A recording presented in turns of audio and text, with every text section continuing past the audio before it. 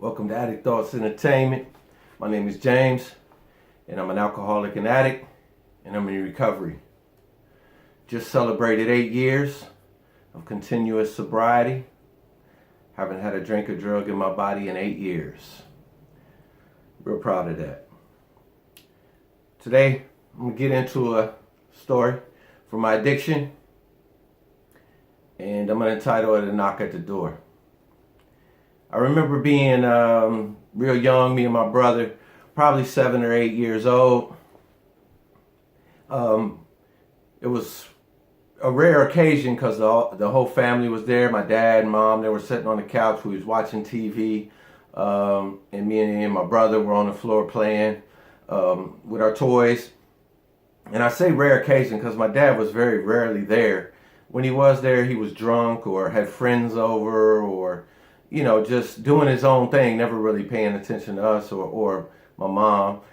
So it was a rare occasion for us. The whole family was there. Everything was good. I think my father was drinking, but he wasn't drunk or belligerent or anything like that.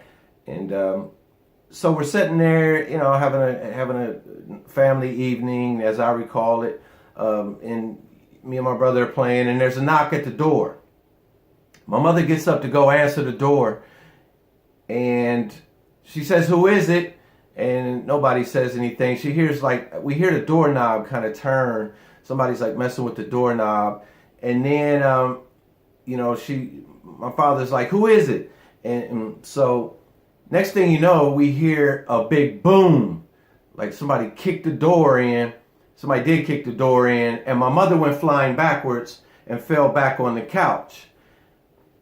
My father jumped up, he grabbed me and my brother, and our rooms were opposite of each other, his room and our room. He pushed us in our room, and he ran in his room, and he came out with a rifle. He met the guy. The guy came in our house and was walking. He was halfway in the living room. I came back out, and I was standing in the hallway watching, and the guy kept coming forward, and my dad was like, "Get out of the house. I'm going to shoot you. If you keep coming, take one more step, I'm going to shoot you."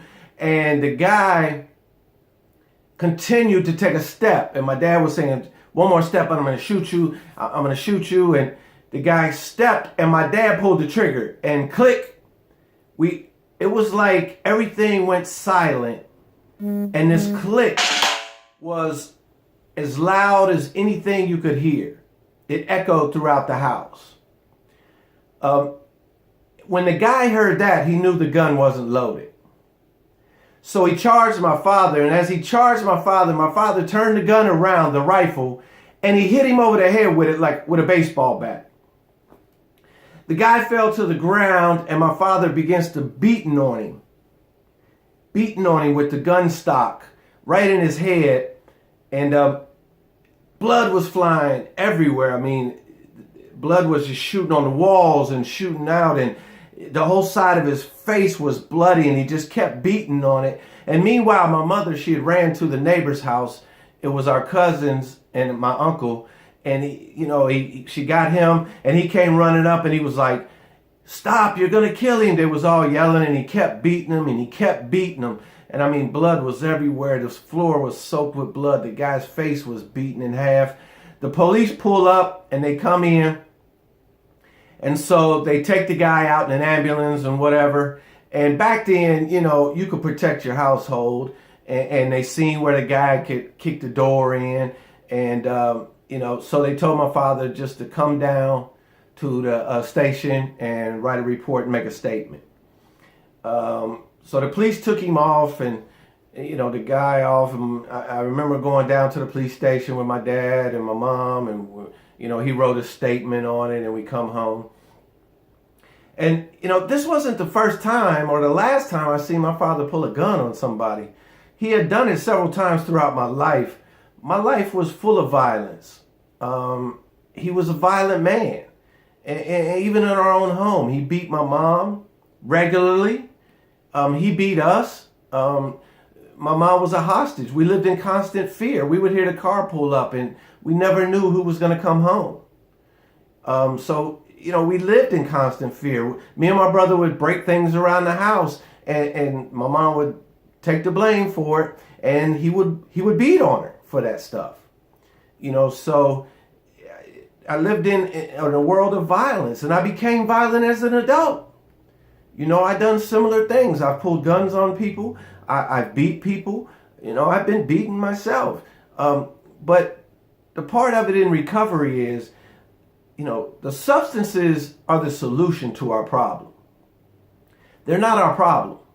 When we get into treatment, they say, what's your problem? When we say heroin, alcohol, cocaine, that's not our problem. Our problem is us. And a lot of us has to deal with that untreated trauma that we're dealing with, that baggage we're carrying around. And until we start dealing with that and get that treated, it's hard for us to stay clean, because we're only as sick as our secrets. And if we don't treat this trauma and release those secrets and cleanse ourselves and keep our side of the street clean, we're going to find ourselves having a lot of trouble staying clean. We can put the drink and drugs down, and many of us has put together, different amounts of clean time, months, and then we relapse, years, and then we relapse. And a lot of that, and all the stories that I hear, and all that is that untreated trauma. We have to treat that trauma. That's why it's important to do a good 4th and 5th step. Make that list. Get all that stuff out with your sponsor, a clergy, or somebody that's close to you. We got to clean up that side of the street in order to recover and to stay healed. So that's my thought for the day. A knock at the door. All throughout my life, I dealt with violence, and I became violent. And part of my recovery process was not only putting the drink down, but learning how to live without violence, and learning that wasn't my fault. I was a victim. And I played the victim. Now I'm not the victim anymore. I'm the victor. Addict Thoughts Entertainment. See y'all again.